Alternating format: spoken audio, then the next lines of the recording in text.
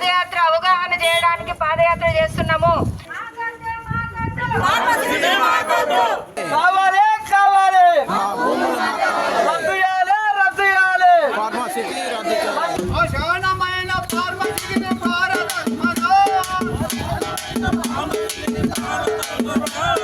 July 3వ తేదీన pharma city వ్యతిరేక కమిటీ ఆధ్వర్యంలో రంగారెడ్డి జిల్లా యాచారం మండలంలో కురమిద్ద గ్రామం నుంచి తాటిపర్తి నానక్ నగర్ మీదుగా మేడిపల్లి వరకు ఫార్మాసిటీ బాధిత రైతులు, రైతు కూలీలు, గ్రామస్తులు పాదయాత్ర చేశారు.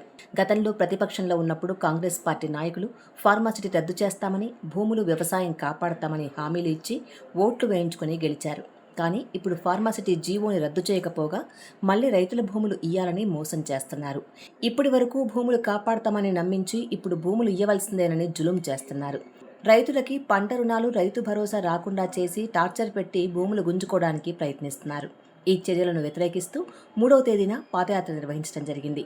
ఈ పాదయాత్రకు సంఘీభావం తెలుపుతూ Telangana people's JAC joint convener Kanneganti Ravi, మానవ హక్కుల వేదిక నుండి విశ్రాంత శాస్త్రవేత్త doctor Baburao, high court advocate Srikanth ఈ యాత్రలో పాల్గొన్నారు. ఈ యాత్రలో కురమిద్ద, తాటిపత్రి, నానక్ నగర్ మాజీ సర్పంచులు, ఫార్మాసిటీ వ్యతిరేక కమిటీ సభ్యులు సరస్వతి కవులతో పాటు 4 గ్రామాల రైతులు, మహిళలు, రైతు కూలీలు పెద్ద సంఖ్యలో పాల్గొన్నారు. ఇది కేవలము రైతుల సమస్య కాదు. ఇక్కడ నిన్న మొన్న మనం చూసినాము, జస్ట్ 2 రోజుల క్రితమే పటాన్చెరుల ఒక ఫార్మా కంపెనీల పేలి దాదాపు అందులో పనిచేసే 150 మంది అందరు చచ్చిపోయినరు. అంటే ఇంకా శవాలు తీస్తున్నారు. 70 మంది పోయినరా, 100 మంది పోయినరా తెలియదు. ఆ చుట్టుపక్కల ఇళ్లలో ఉన్న వాళ్ళు కూడా చనిపోయారు. కాబట్టి మనం అందరం తెలుసుకోవాల్సింది ఒకటే, మనకు కాంగ్రెస్ పార్టీ అంతకు ముందు వాగ్దానం చేశారు ఫార్మాసిటీ రద్దు చేస్తామని. కానీ ఈ రోజు వరకు కూడా ఫార్మా జీవోని రద్దు చేయలేదని కోర్టులో చెప్పారు. కాబట్టి ఫార్మాసిటీ వాళ్ళు పెడతారా పెట్టరా అనే దాని గురించి ఇప్పటి వరకు కూడా మనకి కాన్ఫిడెన్స్ లేదు. ఇంకో విషయము, ఆ పెట్టట్లేదు అని ముందు అంటున్నారు, కానీ ఎవరు నమ్మాలి? ఎందుకంటే నిన్న మొన్న వరకు మన భూములు కాపాడుతాము, ఊర్లు కాపాడుతామని చెప్పిన వాళ్ళు ఈరోజు 50 లక్షలు ఇస్తాము, మీ భూములు ఇస్తారా అని అడుగుతున్నారు.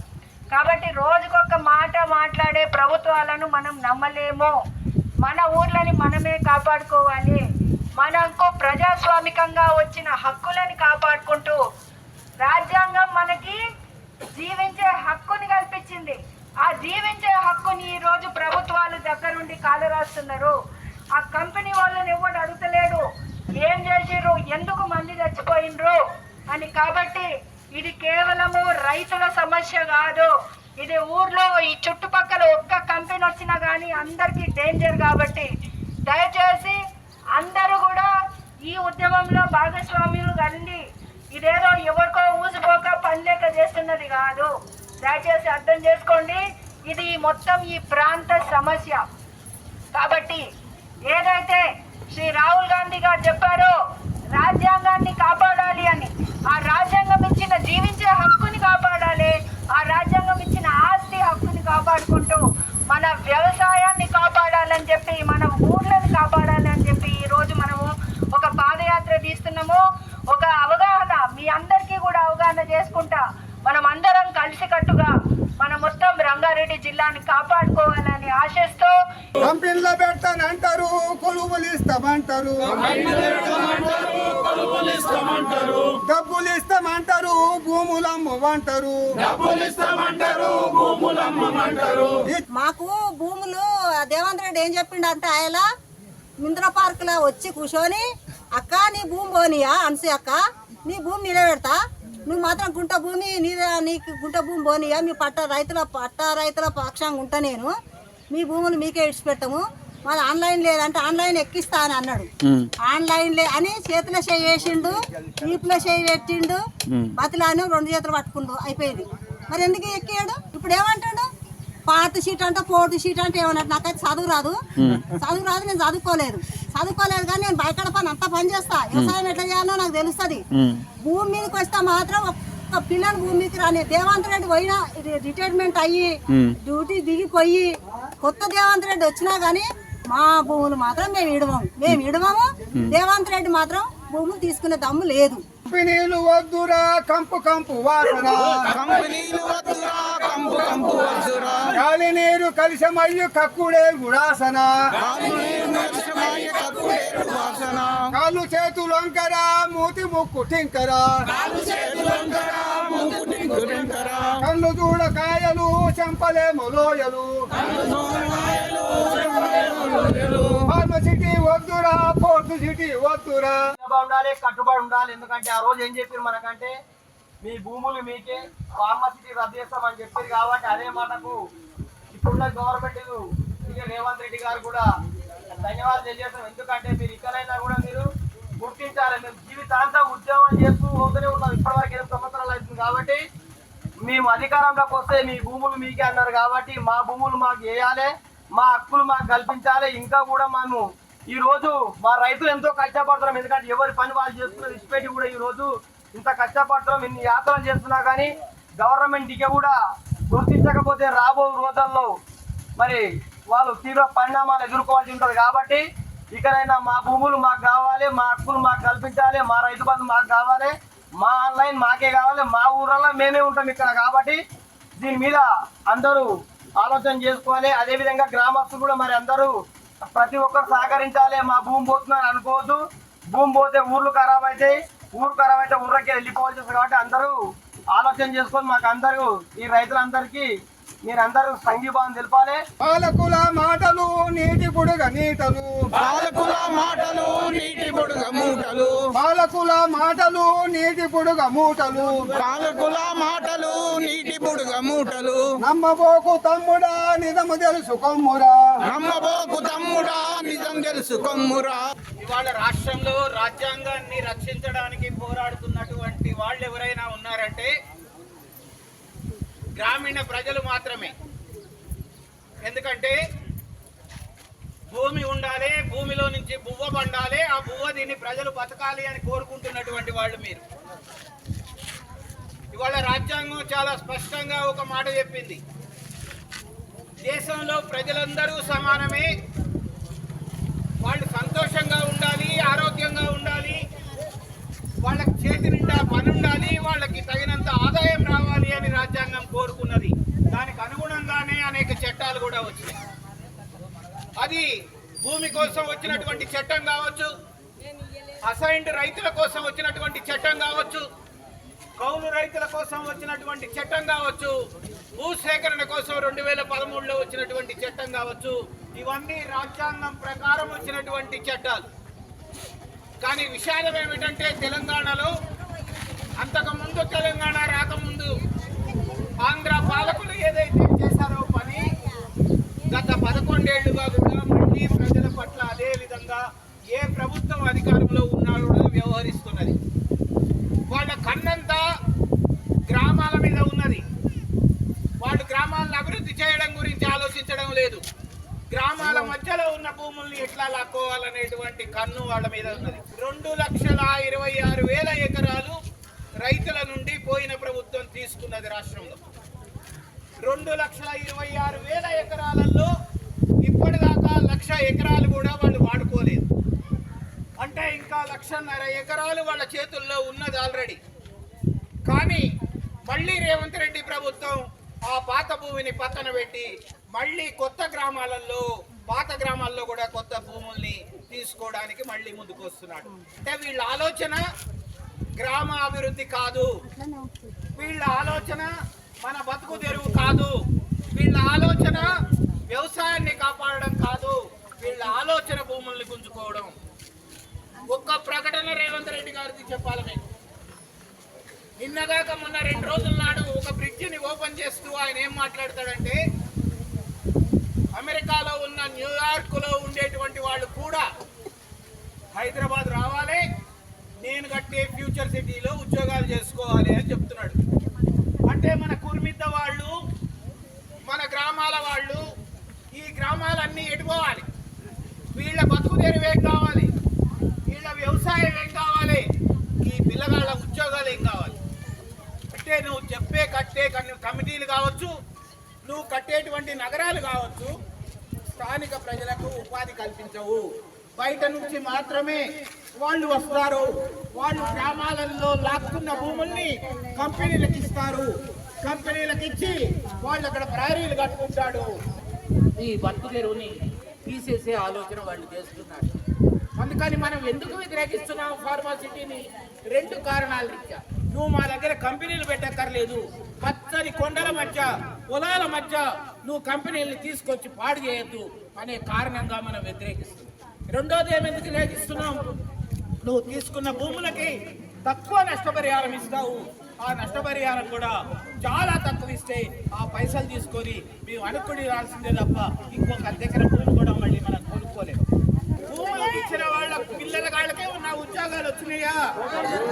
భూములు ఇచ్చిన వాళ్ళ కుటుంబాలు ఏమన్నా బాగుపడినాయా? బాగుపడ్డాయా? యాచారం మండలంలో ప్రజలు మంచోళ్ళు, వ్యవసాయం చేసుకొని బతుకుదాం అనుకుంటున్నారు, కష్టం చేసుకొని బతుకుదాం అనుకుంటున్నారు. 2 ఎకరాలు ఉన్న సాధని కోరుకుంటున్నారు వాళ్ళు. ఇక్కడి నుంచి నువ్వు కనుక భూములు తీసుకెళ్లాలనే ప్రయత్నం చేయొద్దు అనేటువంటి మాట మనం స్పష్టంగా ఈ వేదిక నుంచి అంబేద్కర్ సాక్షిగా, రాజ్యాంగ నిర్మాత అంబేద్కర్ సాక్షిగా మనం అదే ప్రమాణం చేద్దాము. భూములు ఇచ్చేదే లేదు, ఈ కాలుష్య పరిశ్రమలు మనకు వద్దే వద్దు అనేటువంటి మాట. ఫార్మసిటీ వద్దురా, పోర్ట్ సిటీ వద్దురా, ఫ్యూచర్ సిటీ వద్దురా, పంట పొలం ముద్దురా, వైద్యనగరం వద్దురా, విశ్వనగరం వద్దురా, పంట పొలములు ఇచ్చే మనకు పల్లెటూళ్ళే ముద్దురా, 17 సేకరణ జరిగినప్పుడే ఆనాటికే మనకు అర్థమైంది ఫార్మాసిటీ వల్ల నష్టం ఉందని. అప్పుడే చెప్పాము. ఆ కమిటీలు, నిపుణుల కమిటీకి కూడా మనం అభిప్రాయం తెలియజేశాము, వ్యతిరేకించాము. ఇది ప్రభుత్వం చెప్పినట్టుగా జరగదు అని అప్పుడే స్పష్టం చేశాము. మనకి అది కూడా తెలుస్తుంది. ఆనాడు కాంగ్రెస్ పార్టీ వాళ్ళు మనం చెప్పినట్టే మాట్లాడారు. ఇది కాలుష్యము, దీనివల్ల ప్రమాదం ఉంటుంది అన్నారు. అప్పుడు అధికారంలో ఉన్న పార్టీ ఏమో మేము అత్యాధునిక టెక్నాలజీ వాడతాము, ఎలాంటి కాలుష్యం లేని గ్రీన్ ఫార్మాసిటీ నిర్మిస్తామని మాటలు చెప్పారు. అప్పుడు వద్దన్న వాళ్ళు మళ్ళీ అధికారంలోకి రాగానే వీళ్ళు మళ్ళీ అదే గ్రీన్ ఫార్మాసిటీ అని మాట్లాడుతున్నారు. అప్పుడు కాలుష్యం ఉన్నది, ఇప్పుడు కాలుష్య రహితం ఎలా అయింది అనేది చెప్పాలి కదా. కాలుష్య రహితం లేని ఫార్మాసిటీని ఎలా నిర్మిస్తారో చెప్పాలి కదా. అందుకని అప్పుడు అడిగాము వాళ్ళు, కాలుష్యం లేని పరిశ్రమని ఒకటి చూపించండి. ఇప్పుడు హైదరాబాద్ చుట్టూ ఎన్ని ఫార్మా రంగ పరిశ్రమలు ఉన్నాయి, వాటిలో తరచూ ప్రమాదాలు జరుగుతూ ఉంటాయి. ఎందుకు జరుగుతున్నాయి? ఆ ప్రమాదాలు ఇంతవరకు మీరు కట్టడి చేయలేకపోయారు. ఏటా ఎక్కువ మంది చనిపోతున్నారు కానీ తక్కువ మంది చనిపోవట్లేదు. సామాన్యంగా ఏం జరుగుతుందంటే ప్రపంచ దేశాల్లో ఈ ప్రమాదాలు జరిగేటప్పుడు ప్రభుత్వానికి ఒక విధానం ఉంటది. ఇవాళ 1,00,000 మంది కార్మికులు పనిచేసే చోట 4-5 చనిపోతున్నారు ఆ దేశాల్లో. దాన్ని మనం 1 కంటే తక్కువకి తీసుకురావాలని ఒక లక్ష్యం పెట్టుకుని పనిచేస్తాయి. ఫలానా సంవత్సరం నాటికి మొత్తాన్ని 1,00,000కి 1 మరణం కంటే తక్కువ స్థాయికి తీసుకురావాలి అనే లక్ష్యంతో పనిచేస్తాయి. ఇక్కడ ఈ ప్రభుత్వాలకు ఆ లక్ష్యం ఉందా? ఎక్కడైనా చూడండి, ఆంధ్రప్రదేశ్ లో చూడండి, తెలంగాణలో చూడండి, తరచూ ప్రమాదాలు జరుగుతున్నాయి. అది కూడా ఎక్కువగా ఫార్మా రంగ పరిశ్రమలోనే జరుగుతున్నాయి. ఎందుకని? దాని గురించి ప్రభుత్వం చేస్తున్నది ఏమిటి? మీరు ఊరిని మొత్తం మాటలు చెప్తున్నారు కానీ మేము చాలా పర్యావరణ హితమైనటువంటి ఫార్మాసిటీ కడతామంటున్నారు కానీ ఆ మాటలకి తగ్గటువంటి చర్యలే లేవు. అప్పుడు మేము ఒకటి అడిగాం ప్రభుత్వాన్ని, అయ్యా మీరు ఎన్ని చెబుతున్నారు సరే, ఇప్పుడున్న పరిశ్రమల్లో ఒక వాడలో తీసుకుని అక్కడ పర్యావరణ హితంగా ఆ పరిశ్రమలను తీర్చిదిద్దండి, అప్పుడు ఫార్మాసిటీ గురించి ఆలోచిద్దామని. దాని గురించి ఎవరు మాట్లాడరు. ఇక్కడ కొత్తగా కడతామంటారు, ఉన్న వాటిలో జరుగుతున్న నష్టాన్ని గురించి ఏం మాట్లాడరు. ఎవరు నమ్మాలి వీళ్ళకి? అసలు అయినా ఫార్మా పరిశ్రమ అనేది దానిలో ఉన్నటువంటి సహజ లక్షణాలను బట్టే అది కాలుష్యం లేకుండా సాధ్యం కాని పరిశ్రమ. 1 కిలో ఉత్పత్తి చేయాలంటే మందు కనీసం 20 కిలోల వరకు హానికరమైన వ్యర్థాలు దానిలో నుంచి వస్తాయి. వాటిని శుద్ధి చేయాలంటే వాటి లాభం గోబల్లోకి వెళ్తుంది. అందుకని ఎక్కడ పారపోసి డబ్బులు మిగిల్చుకుందాం అనే చూసేటువంటి వ్యవస్థ ఉన్నది. దానికి ప్రభుత్వం పూర్తిగా సహకరిస్తుంది. ఎక్కడ పారబోసినా వాళ్ళ మీద చర్యలు ఉండవు. తెలుసు. ఇక్కడ మొన్న ఈ మధ్యనే పట్టుకున్నారు, ఎవరో లారీ ట్యాంకర్ లో తీసుకొచ్చి మూసీలో పారబోస్తా ఉంటే, అది కూడా ఎప్పుడు మూసీని ప్రక్షాళన చేస్తామని ముఖ్యమంత్రి గారు గంభీరమైన ప్రకటనలు చేస్తున్న సమయంలో 1,50,000 కోట్లు పెట్టి మూసీని సహజగతికి తీసుకెళ్తామని చెప్తున్న రోజుల్లోనే వాళ్ళు తీసుకొచ్చి మూసీలో పారబోతున్నారు. దాని మీద ఏం చేశారు? ఏం చేయలేదు. Nothing happened. అలాంటి అసలు పరిశ్రమల్ని కట్టడి చేయడానికి పూర్తిగా వైఫల్యమైన ప్రభుత్వాలు కాలుష్యం లేని ఫార్మాసిటీని ఎట్లా నిర్మిస్తాయి? ఫార్మాసిటీ వల్ల ఎవరికి లాభం? సామాన్య తెలంగాణ ప్రజలకి దాని నుంచి వచ్చే లాభం ఏమిటి?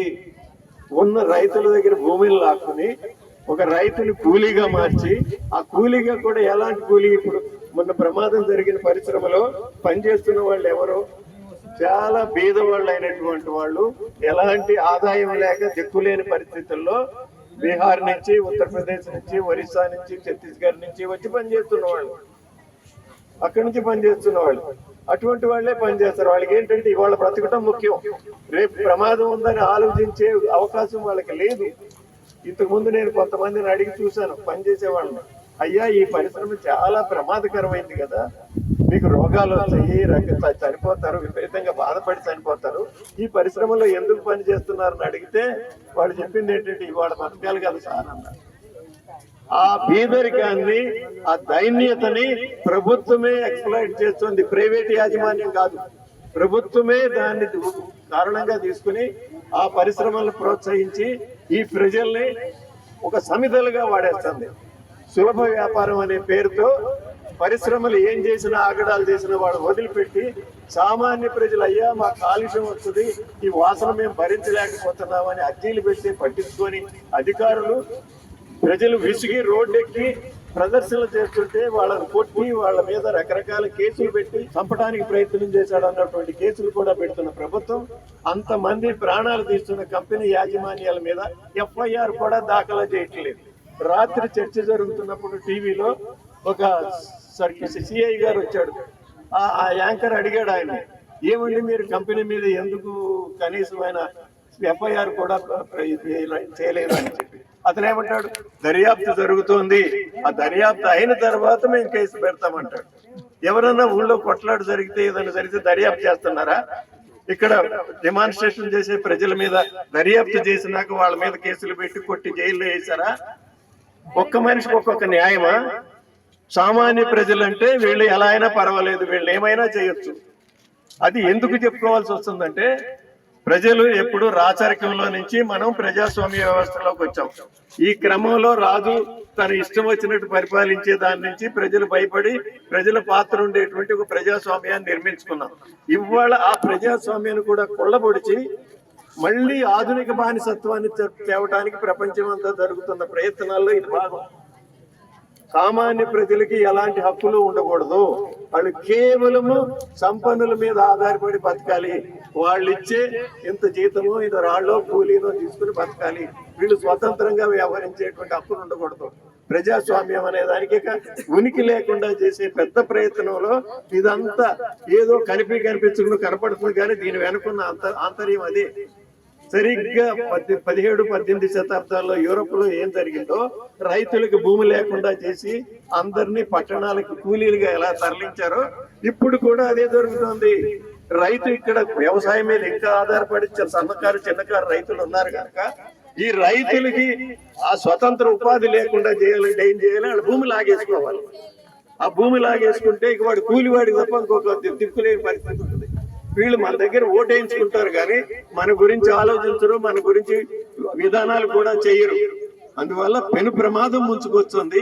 మన దౌర్భాగ్యం ఏంటంటే మనకున్న వివిధ పార్టీలు కూడా సామాన్య ప్రజల గురించి వాళ్ళని ఓటుగానే గుర్తిస్తున్నారు కానీ ప్రజలుగా గుర్తించలేదు, మనుషులుగా గుర్తించలేదు. ఈ మనుషులందరికీ ఒకటే విలువ ఉండాలనే ప్రాథమికమైన సత్యాన్ని ఈ పార్టీలు ఏమి అంగీకరించడం లేదు. అక్కడి నుంచే మనకి సమస్య వస్తుంది. అందువల్ల అందరూ ఆలోచించుకోండి, మనం ఎవ్వరం కూడా ఉన్న భూమి కోల్పోతే మళ్ళీ తిరిగి సాధించుకోవడం సాధ్యం కాదు. అందువల్ల భూమిని వదులుకోవడం వద్దు. ప్రపంచం ఏం చేసినా, రాజ్యం ఏం చేసినా భూమిని మాత్రం ఇచ్చే పనే లేదు.